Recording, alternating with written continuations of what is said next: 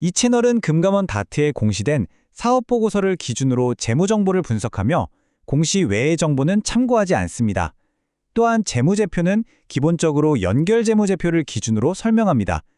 안녕하십니까. 한국캐피탈 2026년 1분기 재무 브리핑입니다. 본 브리핑에서는 공시된 1분기 실적을 바탕으로 해당 기업의 재무 건전성과 주요 지표 변동을 객관적으로 점검해 보겠습니다. 먼저 기업 개요입니다. 한국캐피털은 여신전문금융업법에 따라 관련 사업을 영위하고 있는 상장 금융회사입니다. 주요 사업 부문은 시설 대여업, 할부 금융업, 그리고 신기술 사업 금융업으로 구성되어 있습니다. 아울러 기업과 가계를 대상으로 하는 담보 및 신용 대출 업무를 영위하며 금융시장 내에서 여신 전문 금융 서비스를 제공하는 것으로 파악됩니다. 2026년 1분기 핵심 재무 지표 변화입니다. 먼저 영업수익은 1,312억 원으로 집계되어 전기 대비 120억 원 증가한 것으로 나타났습니다. 영업이익과 당기순이익 역시 각각 291억 원, 234억 원을 기록하며 전 분기 대비 상승한 수치를 보였습니다. 반면 영업활동 현금 흐름 측면에서는 마이너스 1,047억 원을 기록했습니다. 이는 전년 동기 대비 현금 유출폭이 191억 원 확대된 결과로 확인됩니다. 총자산과 차입금 규모의 변동 추이를 살펴보겠습니다. 당분기 말 기준 총자산은 5조 2,455억 원으로 전기말 대비 2% 증가했습니다.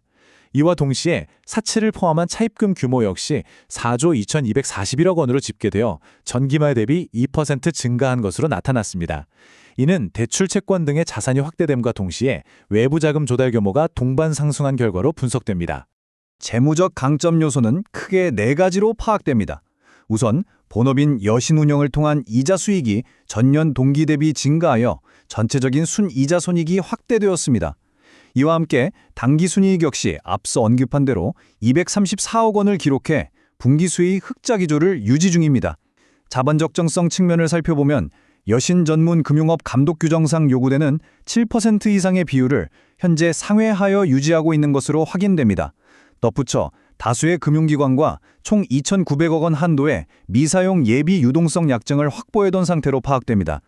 약점 요소 분석에 앞서 짚어야 할 주요 수치는 손상차손 규모입니다.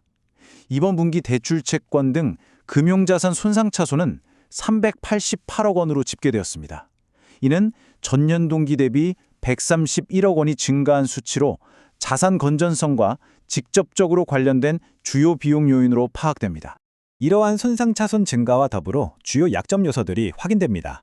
대출 실행의 확대로 인해 영업활동 현금 흐름의 적자가 마이너스 1,047억 원 수준으로 지속되고 있으며 분기 이자 비용으로 469억 원이 지출되어 고정비용 규모가 확인됩니다. 그 결과 기업이 보유한 현금 및 현금성 자산 잔액은 전기말 대비 360억 원 감소한 1,412억 원으로 집계되었으며 이는 유동성 관리 측면에서 참고해야 할 지표입니다. 다음은 기회 요소입니다. 일반 대출채권 외에 할부금융 및 리스자산 총액이 증가하면서 자산 포트폴리오 다각화가 진행 중인 것으로 파악됩니다. 조달 측면에서는 자산유동화증권, 즉 ABS 발행을 통해 1,200억 원 규모의 조달 채널을 운용하고 있습니다. 또한 최대 주주인 군인공제회로부터 차입금 및 사채에 대해 총 3,350억 원 규모의 지급보증 약정을 맺고 있어 이를 통한 구조적 신용보강이 이루어지는 것으로 나타났습니다. 반면 위협 요소도 확인됩니다. 전체 기간 기대 신용 손실로 인식된 손상자산 비중이 총 2,263억 원 계상되어 있습니다. 이와 별개로 금융감독원 권고 조치에 따라 부동산 PF와 관련된 대손준비금 725억 원을 이익잉여금 내에 적립 중인 것으로 나타났습니다. 현재 46억 원 규모의 소송 22건이 계류 중이며 이와 관련해 7억 원의 소송 충당 부채가 장부에 반영되어 있습니다.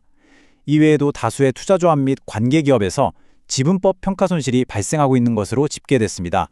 향후 분기에서 점검해야 할 핵심 모니터링 포인트는 다음 4가지입니다. 먼저 유출을 보이고 있는 영업활동 현금 흐름의 마이너스 폭 축소 여부를 확인해야 합니다.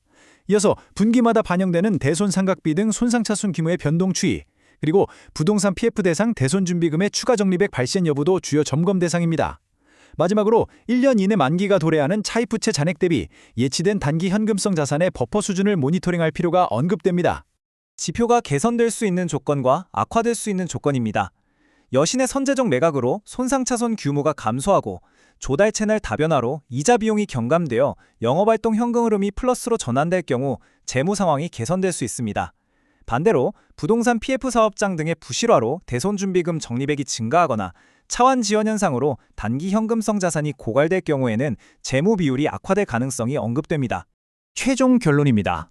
한국캐피탈은 당기순이익 흑자 유지와 순이자손익 확대라는 지표 이면에 대손비용 증가와 현금 흐름 적자라는 현황이 파악됩니다.